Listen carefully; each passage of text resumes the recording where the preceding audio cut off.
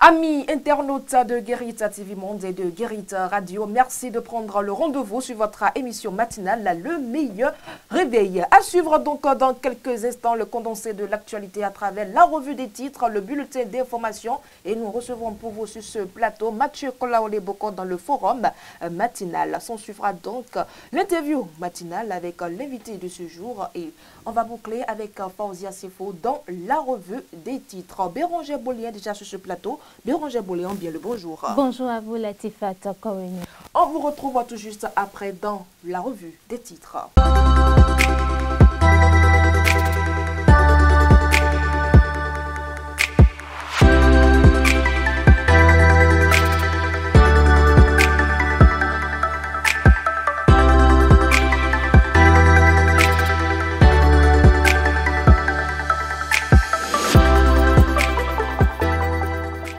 Amis internautes de Guérit TV Monde, bonjour. On démarre la une de ce matin par le quotidien Matinée, le titre Journée internationale des droits de la femme, MTN Bénin aux côtés des femmes de Dantokba.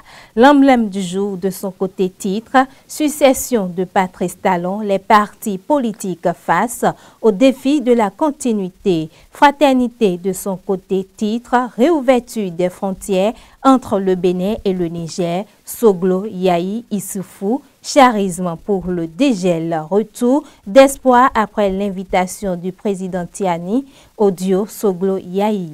La primeur de son côté titre, enseignement supérieur en Afrique, professeur François Adebayor Abiola, retour à l'EISMV de Dakar 20 ans après. Le coopérant à présent, cérémonie de passation de service du DG de l'ARPN au liquidateur. Emmanuel Zossou félicite le président Talon pour sa politique volontariste et à sa détermination sans faille à la transformation de Porto Novo. Nassiara, pour finir, détenu en prison depuis 4 ans, Yaïboni envoie une lettre d'espérance à Rikiat Madougou. Et nous restons toujours avec vous, Boléon Bérangère, cette fois-ci dans le bulletin d'information qu'on retrouve tout juste après cette virgule-là.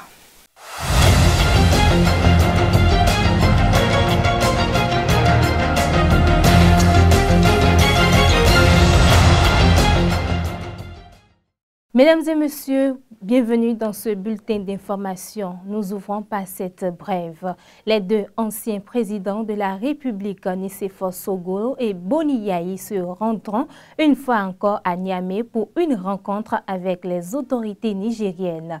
L'annonce a été faite ce lundi 10 mars 2025 par l'ancien président de la République Nicéphore Soglo sur les antennes de la RFI. Cette seconde visite aux autorités du Niger s'inscrit dans le cadre des démarches visant à apaiser la crise entre les deux pays, notamment en vue de la réouverture des frontières.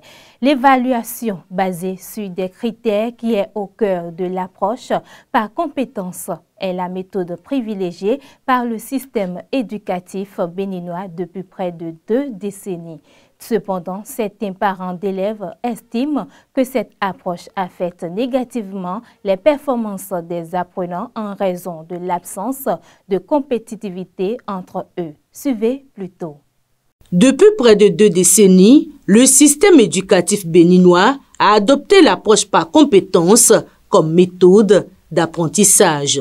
Cette approche se concentre sur l'acquisition de compétences plutôt que sur l'accumulation de connaissances, privilégiant ce que l'apprenant sait faire, peut faire ou connaît. Ainsi, les classements qui autrefois motivaient les apprenants à améliorer leur rendement ont été abandonnés. Nous avons souvent fait ce constat quand on nous envoie les bulletins des enfants. Quand on donne les rangs, ça motive parce qu'il y a tableau d'honneur, il y a félicitations, il y a tout ça là qu'on n'encourage plus les enfants à donner. Toutefois, cet avis n'est pas partagé par l'enseignant-chercheur en psychopédagogie, le professeur Jean-Claude Roumenou. Selon lui, cette méthode présente des limites, notamment en ce qui concerne le suivi de l'évolution des élèves par leurs parents avec le système de notation actuellement en vigueur. Notre système éducatif veut mettre l'accent sur les apprentissages réels que font les écoliers, les élèves, les étudiants, en adoptant une autre façon d'évaluer. Globalement, on peut distinguer une évaluation qu'on appelle l'évaluation critériée, qui est basée sur les critères. On veut voir si l'élève, l'apprenant, a satisfait aux critères de réussite pour qu'on puisse dire qu'il a réussi tel ou tel apprentissage. Ça ne porte pas en tout cas à la culture de l'excellence. Pour les autorités en charge de l'éducation, cette réforme vise à réduire le taux de déscolarisation. Elle permet aux élèves qui occupent les dernières places, souvent stigmatisés, de ne plus être mis en lumière, ce qui leur permet de poursuivre leur cursus sans avoir à affronter des regards gênants. Au contraire, le dernier va tout faire parce que les derniers peuvent être premiers. Maintenant, celui qui est premier, il va toujours garder, il va tout faire pour maintenir sa place. Maintenant, celui qui est derrière lui, qui est toujours dernier ou bien dixième, il va se donner davantage, il va se renforcer sa capacité de travail. Toutefois, il est crucial que les autorités à divers niveaux du système éducatif béninois réfléchissent à une adaptation de l'approche par compétences en vigueur dans nos écoles afin de mieux l'aligner avec les réalités locales. Autre information, en bref, mesdames et messieurs, une vaste opération de lutte contre la fraude a conduit à l'interpellation de plusieurs agents des douanes et de la police républicaine en poste à Kassouala, un point stratégique situé à la frontière entre le Bénin et le Nigeria dans la commune de Tchao. Ces fonctionnaires sont accusés d'avoir facilité la sortie illégale de produits tropicaux en violation des réglementations en vigueur. D'après les informations rapportées par Africaro, les agents en cause auraient autorisé en toute illégalité le passage de 16 camions transportant des produits tropicaux tels que l'anacade, le soja et le karité, contournant ainsi les procédures douanières officielles. La drépanocytose, souvent appelée anémie falciforme, se caractérise par la présence de globules rouges anormaux qui perturbent la circulation sanguine et provoquant de graves complications. Dans cet élément, le docteur Herbert Dosuyovo nous éclaire sur l'importance de la prévention et du dépistage précoce. Docteur Dosuyovo Herbert, que je vous invite à suivre. La drépanocytose est une maladie héréditaire due à la présence d'une hémoglobine anormale S dans le sang. Pour prévenir cette maladie, il y a plusieurs choses à faire. La plus simple à faire, c'est de boire beaucoup d'eau. Je dis de boire beaucoup d'eau parce que le sang devient visqueux. Et le sang qui devient visqueux ne circule plus correctement. Et donc l'hématie anormale il y aura une falciformation de l'hématie, c'est-à-dire il y aura une déformation des hématies qui vont s'accoler aux parois des vaisseaux et créer un bouchon, ce qui va entraîner la douleur que ressentent les drépanocytaires durant ces périodes de fraîcheur. Beaucoup boire, ça permet de fluidifier le sang, de rendre le sang beaucoup plus fluide et cela permettra limitera la falciformation, c'est-à-dire la déformation de ces globules rouges. Et donc, si les globules rouges ne se déforment pas, il y aura moins de globules rouges qui vont s'accoler aux parois pour faire des obstacles à la circulation normale du sang. Ensuite, si on a la fièvre, il faut rapidement prendre des médicaments pour traiter la fièvre. Et si on prend des médicaments de la fièvre, le premier jour, le deuxième jour, que ça ne passe pas, il faut rapidement courir à l'hôpital pour voir le médecin, parce que ça peut ne plus être seulement la fièvre, mais il y a peut-être une infection urinaire ou une infection pulmonaire ou un paludisme qui est en dessous et qui entraîne cette perturbation que nous allons ressenties par les crises vaso-occlusives qui s'opèrent chez ces drépanocytaires. Actuellement, la drépanocytaire peut vivre aussi longtemps qu'une personne qui n'est pas drépanocytaire. Tout dépend de comment la prise en charge se fait au niveau de cette drépanocytaire. Tout dépend de la fréquence ou des infections, des affections qui peuvent entraîner et ce malade, qui peut amener ce malade à venir à l'hôpital. Donc moins le malade fait des crises, plus sa durée de vie est prolongée. Pour éviter cette maladie, il n'y a pas plusieurs choses à faire. C'est de ne pas se mettre en couple avec quelqu'un qui est porteur du trait de drépanocytose. C'est-à-dire, avant de se mettre en couple, il faut faire son électrophorèse de l'hémoglobine.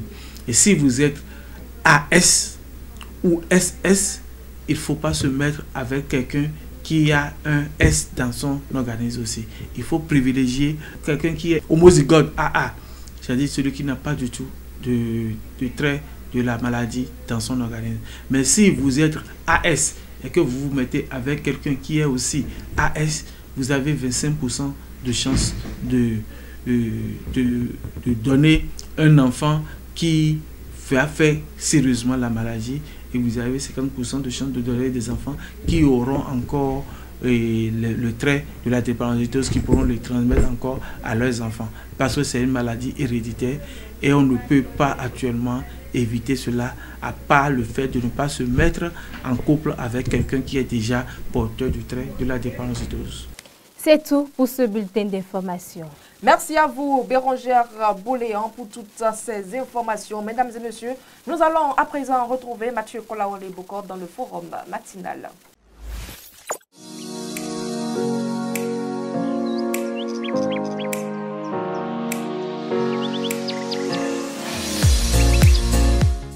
Merci à vous, mesdames et messieurs, de nous retrouver dans le forum matinal de ce matin. Mathieu Kolaole-Bokor, bien le bonjour. Bonjour Latifat, bonjour à toutes, bonjour à tous. Après Adrien Mbedji, c'est Nicéphore Soglo qui appelle aussi au retour des exilés. Oui, retour des exilés par les anciens présidents des institutions. Ça devient plus préoccupant puisqu'on pourrait l'imaginer. Il y a quelques semaines en arrière, c'était Adrien Mbedji au cours de sa rencontre avec les militants du Parti Renouveau Démocratique qui a essayé de mettre la plaie, de toucher à la plaie qui selon lui, est en train de se détériorer. Et je pense qu'il est important de prendre au sérieux la situation. Maintenant, moi, je ne voudrais pas aller rester sous la forme du sujet. La forme du sujet, c'est-à-dire que pour Adrien Mbedji, pour Nicéphore Soglo, bref, quelques têtes aussi de l'opposition, il faut libérer les prisonniers politiques, il faut sortir, il faut qu'on ramène les exilés qui peut-être venir construire le pays. Vous savez, il y a aussi que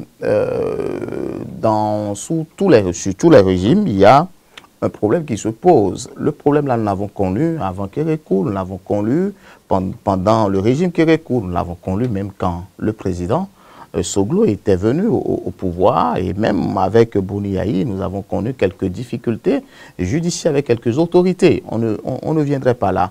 Ce n'est pas pour la première fois que Nicéphore Soglo dénonce peut-être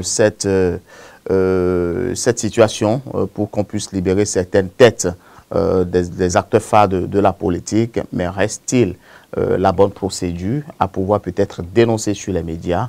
C'est là encore toute la grande question. Et là, il appelle également, il demande au chef de l'État de laisser son fils revenir au bercail. Oui, justement, c'est là tout le problème. Moi, je me suis posé une question. Si le fils de Soglo n'était pas dans le lot de ce qu'on qualifie des exilés politiques, Soglo serait-il au front à mener cette lutte comme on est en train de l'imaginer aujourd'hui? Vous savez, Léali Soglo était encore au pays entre 2016 jusqu'en 2018, voilà où la situation a véritablement commencé. Soglo serait-il en train de plaider uniquement pour son fils, tout en voilant autre chose au peuple béninois, c'est moi, je ne saurais le dire, mais je pense que Soglo craint que l'EADI puisse peut-être subir les dérives les conséquences directes des tests de la République, et il plaide à ce que l'EADI Soglo revienne. Maintenant, si Soglo pense qu'il a utilisé toutes les voies adéquates pour que ça ne marche pas et que c'est sur les médias que ça va marcher, moi je ne pense pas que ça soit la bonne procédure. Je pense que la bonne procédure, son Nicéphore Soglo aussi était président de la République, il connaît un peu comment ça fonctionne, il connaît un peu comment la politique fonctionne, il connaît comment là les négociations doivent se faire. C'est vrai qu'il est ancien président, mais Patrice Talon aujourd'hui demeure le président de la République. Que si, par exemple, on a confiance, si tant en notre justice telle que les présidents aiment le dire, je pense que soit on invite l'EADI Soglo à répondre de ses actes devant les juridictions compétentes et on fait foi justement à cette impartialité de la justice béninoise, soit Nicéphore Soglo choisit les voies et moyens de la politique pour que les négociations se fassent dans les couloirs, encore que ce n'est pas Patrice Talon qui a renvoyé n'importe quel acteur politique à fuir. Je pense que ce sont les acteurs eux-mêmes qui ont compris qu'il faut prendre justement la tangente pour ne pas peut-être tomber sous le coup de la loi. Ceux qui sont là ont plus de chances, visiblement, que ceux qui sont à l'extérieur. Je vais parler de Ricky Amadougou, je vais parler de Joël Aïvor. Oui, parce que eux, ils sont des hommes, ils sont des femmes, ils sont des patriotes qui ont décidé d'affronter justement la justice. Qu'a fait l'EADI Soglo, d'accord, pour que l'EADI Soglo se retrouve de l'autre côté? Pourquoi, parmi les 12 millions de Béninois, il y a des gens qui sont toujours dans la République sans crainte? Il y a des acteurs politiques qui dénoncent, il y a des acteurs politiques qui sont très acerbes face à la gouvernance de Patrice Talon, mais pourtant sont là. Je vais parler par exemple de candidat Zanaï. Les gens me diront oui qu'il a fait avec le gouvernement, mais parfois quand vous suivez les analyses, les critiques, les propos de candidat Zanaï, on se demande si candidat Zanaï ne crée rien aussi comme étant peut-être un Béninois. Donc moi je pense qu'il faut recadrer, d'accord, la situation des exilés politiques, la situation des prisonniers politiques, et je pense personnellement que ceux qui sont là et qui sont en train de subir les conséquences directes de la loi, ce sont des hommes et femmes et qui ont confiance à la justice et qui savent qu'un jour, peut-être que quelque chose aussi va se faire à leur niveau. On dira, Mathieu Kolaole-Bokor, et de deux pour les anciens présidents d'institutions qui appellent à un retour des exilés. À qui le tour? Ah non, je pense que le tout, c'est déjà là. On plaide à ce que les élections soient transparentes. Lorsque vous voyez déjà la liste des doléances et des plaidoyers du cadre de concertation, on sent déjà que tout ça est mis dedans. Mais je pense que les démocrates aussi n'ont pas fini de vider complètement ce dossier. Ils appellent toujours à ce que Ricky Amadougou, ils appellent toujours à Joël Aïvor, qui respectivement ont eu 21 et 10 ans de prison, puissent sortir. Mais il y a plusieurs d'accords béninois innocents qui coulent, qui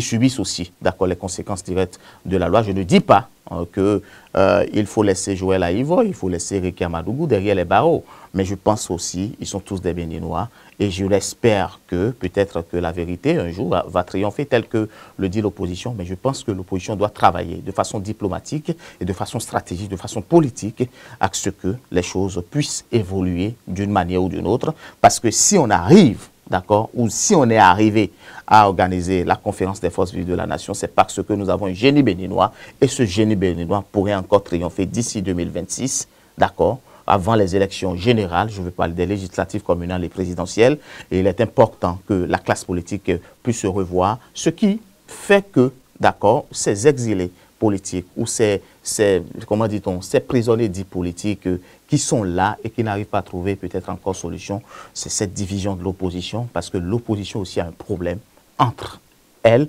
c'est-à-dire entre les acteurs politiques de l'opposition.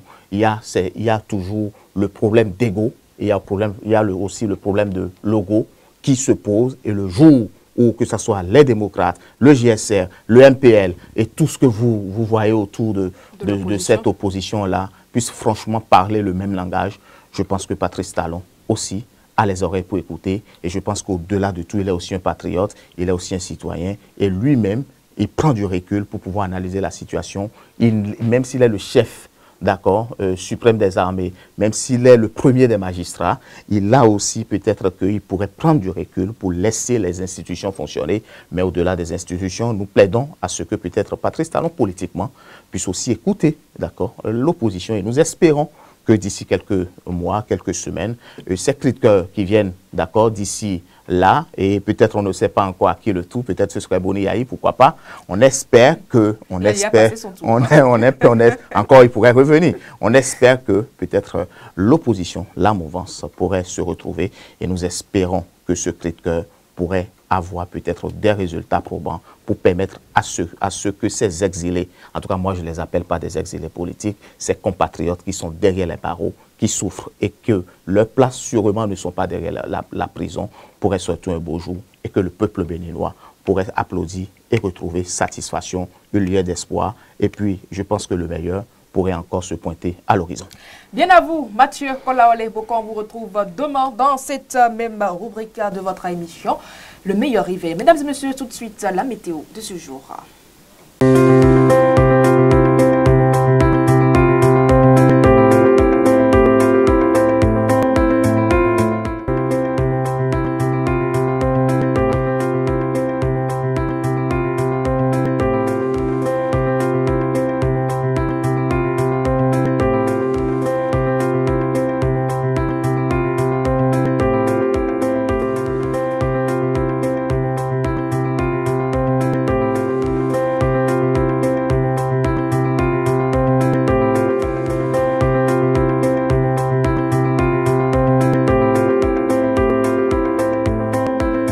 Nous allons à présent marquer une petite pause publicitaire et tout juste après, nous allons nous retrouver dans l'interview matinale de ce numéro de votre émission. Vous organisez un mariage, un anniversaire, un baptême, un séminaire, un spectacle, un meeting politique ou tout autre événement, Guérit TV Monde vous propose un service de sonorisation professionnelle de meilleure qualité. Pour plus d'informations, contactez-nous au plus 229 91 19 10 10. Guérit TV Monde, le leader des Web TV.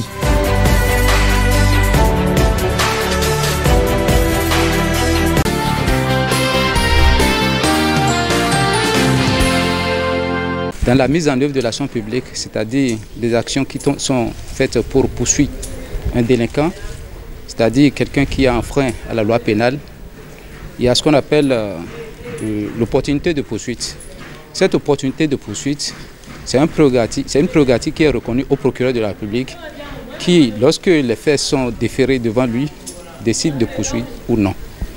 C'est ce qu'on appelle l'opportunité de poursuite. Il décide de ne pas poursuivre parce que peut-être l'infraction n'est pas constituée ou parce que peut-être que l'infraction est constituée, que la poursuite de cette infraction peut causer de troubles à l'ordre public. Dans ce cadre, il classe le dossier sans suite. Dans le cas où les infractions sont avérées, les faits qui sont déférés devant le procureur sont avérés et qu'il décide de poursuivre, il décèle, il y a deux possibilités qui s'offrent là aussi. Il peut décerner mandat de dépôt contre l'intéressé, contre le détenu, le délinquant. Il décerne mandat de dépôt parce que il peut penser que la mise en liberté de ce détenu peut causer d'entorse à la procédure, c'est-à-dire peut empêcher la manifestation de la vérité. Ou soit que le fait de mettre ce délinquant en liberté peut causer aussi de troubles à l'ordre public. Vous voyez. Toutefois, il peut, en vertu du principe de l'opportunité de poursuite, il peut il peut poursuivre sans mandat, c'est-à-dire poursuivre l'individu sans mandat. Vous voyez. Lorsqu'il poursuit sans mandat, il met l'individu sous convocation. Donc la mise aussi sous convocation, cette prérogative est aussi dévolue au juge des libertés. Et tout ça, ça se passe dans le domaine pénal. Les détenus mis sous convocation, dès lors qu'ils sont mis sous convocation, rentrent chez eux. Mais il y a une juridiction qui est saisie pour que l'action publique soit continuée. C'est-à-dire que c'est des individus qui sont poursuivis, mais ils doivent être jugés. Donc, ils disposent de la liberté, ils rentrent chez eux, mais ils défèrent aux convocations du juge et ils viennent chaque fois pour assister aux audiences jusqu'à ce qu'une décision intervienne dans leur dossier. Il est temps de retrouver Fauzia Sefo dans la revue de presse de ce mardi 11 mars 2025. Amis de la revue de presse, bonjour. La Coupe du Monde 2026 retient l'attention des parutions de ce 11 mars 2025. Matin libre, 5e et 6e journée des éliminatoires de la Coupe du Monde 2026. La trouvaille, Candace Fiogbe, Olivier Verdon out. Les grands enseignements de la liste de Guénot Roy titre le quotidien. En détail, on retient que le sélectionneur national Guénot Roy a dévoilé la liste des joueurs qui défendront les couleurs du Bénin face aux guerriers du Zimbabwe et les Bafana Bafana de l'Afrique du Sud, respectivement les 20 et 24 mars 2025. En s'appuyant sur l'existant, le sélectionneur Guénot Roy a composé une liste composée de 3 gardiens de but, 9 défenseurs, 7 milieux de terrain et 6 attaquants. La même information est reprise par l'emblème du jour et à Fraternité d'aller plus loin en nous rapportant les explications du coach des Guépards sur sa sélection. Dans sa plume, il nous apprend que parmi les absents notables, Olivier Verdon, pourtant en forme avec son club, a été écarté pour des raisons disciplinaires. Le coach explique ses raisons. Je cite, « Il n'est pas blessé, mais il a eu des soucis de communication et de respect mutuel qui ont fait qu'on n'a pas pu l'avoir pour les 2 derniers matchs décisifs. Il a oublié de nous expliquer les raisons véritables de son absence, donc il a été sanctionné en étant exclu des 2 prochains matchs. » Fin de citation. Dans un autre registre, dans le cadre de la crise Bénin-Niger, Soglo et Yahi à nouveau appelé à intervenir à Niamey. Fraternité en sa manchette nous informe réouverture des frontières entre le Bénin et le Niger. Soglo Yahi Sifou, charisme pour le dégel. Retour d'espoir après l'invitation du président Tiani au duo Soglo Yahi. En détail, le journal affirme que cette deuxième visite des anciens présidents Soglo et Yahi chez Tiani peut davantage apporter le dégel dans cette crise diplomatique qui perdure entre Cotonou et Niamey et qui se traduit par des pertes économiques, mais aussi une fracture humaine que la politique peine à combler. La primeur, quant à lui, note que dans le cadre de la médiation dans la crise Bénin-Niger, Nicéphore Soglo et Boni Yahi, invités à nouveau à Niamey par Tiani. Nous restons toujours avec Fraternité qui nous livre à sa une les voix de sagesse de Nicéphore Soglo sur RFI. Pour le Canard, Nicéphore Soglo sur RFI conseille, je cite, « Le pouvoir n'est pas facile, il faut savoir l'utiliser avec discernement. » Fin de citation. Restant collé à cette actualité, Matin Libre nous rapporte les sages conseils de Soglo à Talon pour un mieux vivre ensemble en fin de mandat. Et pour finir, nous parlons de la date qui est un fruit énergétique. Pour Matin Libre, il est comestible et très énergétique. Les dattes sont riches en fibres. Fin de cette revue de presse. Merci de nous avoir suivis. À demain. C'était donc la toute dernière rubrique de votre émission matinale. Mesdames et messieurs, merci de votre aimable fidélité. Merci de continuer à suivre nos programmes sur guéritradio.bj et sur Guérit TV Monde. On vous donne rendez-vous demain pour le tout prochain numéro.